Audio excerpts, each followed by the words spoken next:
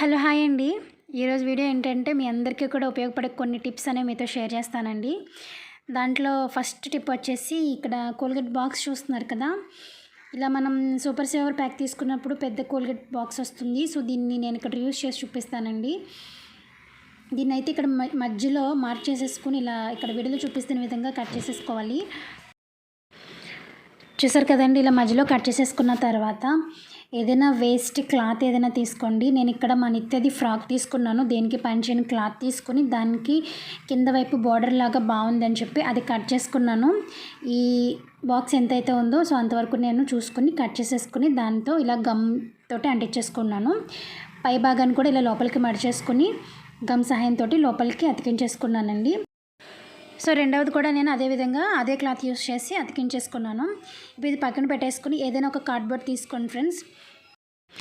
దీన్ని నేను ఎంత కట్ చేసుకున్నానంటే మనం కోల్గేట్ బాక్స్ ఉంటుంది కదా, సో ఆ రెండు పట్టేంత విధంగా చూసుకొని ఇలా స్క్వేర్ షేప్లో కట్ చేసేసుకుని సేమ్ నేను అదే ఫ్రాక్లో క్లాత్ అనేది యూస్ చేస్తున్నాను. యూస్ చేసి ఇక్కడ వీడియోలో చూపిస్తున్న విధంగా అటాచ్ చేసేసుకోవడమే.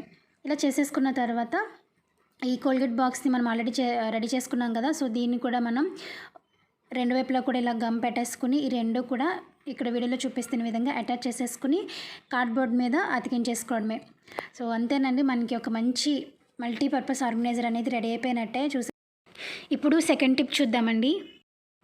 ఇలాంటి డ్రింక్ బాటిల్స్ ఉంటాయి కదా ఫ్రెండ్స్, సో దీనిపైన నేనైతే కవర్ తీసేసిన తర్వాత ఇక్కడ వీడియోలో చూపిస్తున్న విధంగా ఈ భాగం వరకు మీరు కట్ చేసేసుకోండి. సో ఇక్కడ నేనైతే 3 తీసుకున్నాను. మీరు కావాలంటే 1/2 లీటర్ బాటిల్స్ కూడా తీసుకోవచ్చు. ఇలా కట్ చేసుకున్న తర్వాత నేను ఇందాక ఏదైతే యూస్ చేశానో అదే ఫ్రాక్ని మళ్ళీ నేను ఇక్కడ యూస్ చేస్తున్నాను.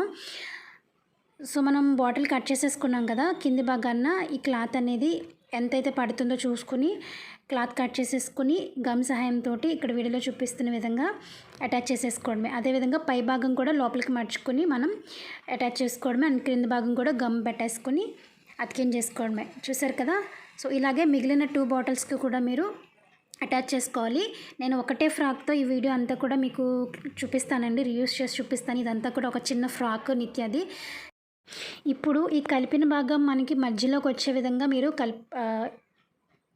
అతికించుకోవాలండి. లేకపోతే ఏంటంటే ముక్కలు కింద కనిపిస్తుంది. సో అదంతా మిడిల్లోకి వచ్చేలాగా మీరు ఇక్కడ గమ్ సహాయంతో అతికించేసుకోవడమే.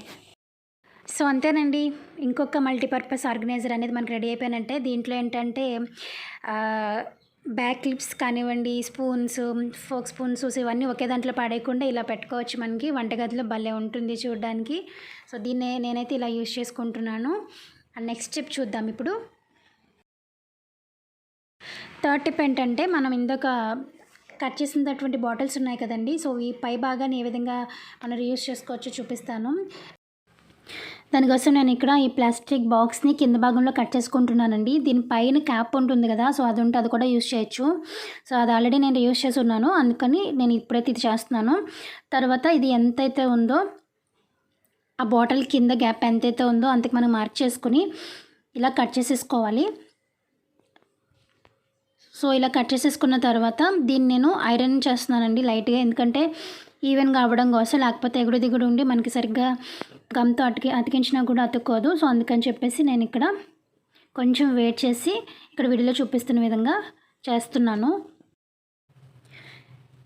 ఇప్పుడు దీన్ని గమ్ సహాయంతో మనం కట్ చేసుకున్నటువంటి ప్లాస్టిక్ ఉంది కదా, దీనికి అటాచ్ చేసేసుకుంటే ఇప్పుడు దీన్ని మనం చాలా రకాలుగా యూస్ చేసుకోవచ్చు. దీంట్లో కూడా మనం ఏవైనా మసాలా దినుసులు లాంటివి ఏమైనా స్టోర్ చేసుకోవచ్చు, మసాలాలు స్టోర్ చేసుకోవచ్చు.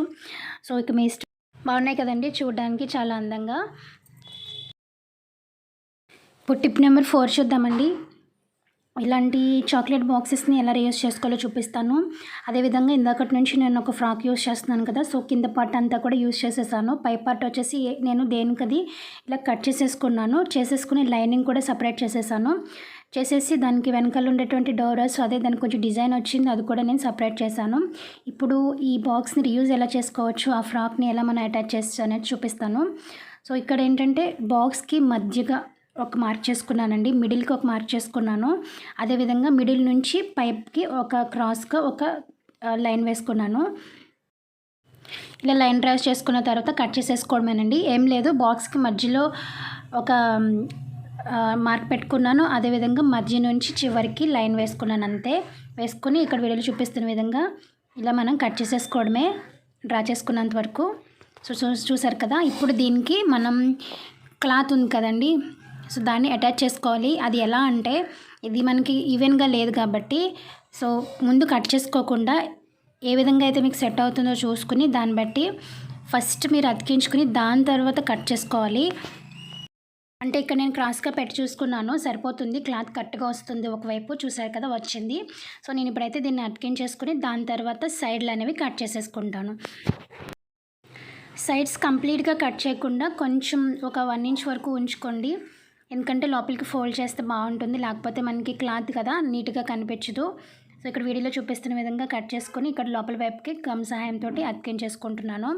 అలాగే రెండో వైపు కూడా అంతేనండి. కాకపోతే ఏంటంటే ఎదుటి వైపు మనకి జిప్పు ఉండదు కదా, బ్యాక్ సైడ్ అయితే జిప్పు ఉంటుంది. సో కాబట్టి ఒకసారి మీరు ఇలా చూసుకుని క్రాస్గా అయితే సెట్ అవుతుందా స్ట్రైట్గా సెట్ అవుతుందో చూసుకొని దాన్ని బట్టి ఫస్ట్ అతికించేసుకుని దాని తర్వాత కట్ చేసుకోవాలి. అదేవిధంగా లోపల సైడ్ కూడా నేను ఇక్కడ వీడియోలో చూపిస్తున్న విధంగా అటాచ్ చేసేసుకున్నానండి. సో మొత్తం రాలేదు నాకు, ఓన్లీ కనిపించే పార్ట్ మాత్రమే నేను క్లాత్ వేసుకొని కట్ చేసుకొని దాని తర్వాత ఫోల్డ్ చేసేసుకున్నాను. అండ్ హ్యాండ్స్ కూడా రీయూజ్ చేశానండి. హ్యాండ్స్ కూడా నేను మీకు ఫ్రంట్ ఇంకా కొంచెం ఖాళీ కనిపిస్తుంది కదా, సో ఆ ఖాళీలో వేసేసుకున్నాను. సో ఇలా వేసేసుకున్న తర్వాత ఇప్పుడు ఇంకా కొంచెం నీట్గా కనిపించడం కోసం క్లాత్ మనకి బయటకు కనిపిస్తుంది కదా, సో అదంతా కవర్ చేయడానికి నా దగ్గర సిల్వర్ కలర్ ప్లాస్టర్ ఉంటే నేను దాంతో కవర్ చేశాను అనమాట. సో అంతేనండి. మళ్ళీ ఇంకొక మల్టీపర్పస్ ఆర్గనైజర్ అనేది రెడీ అయిపోయింది.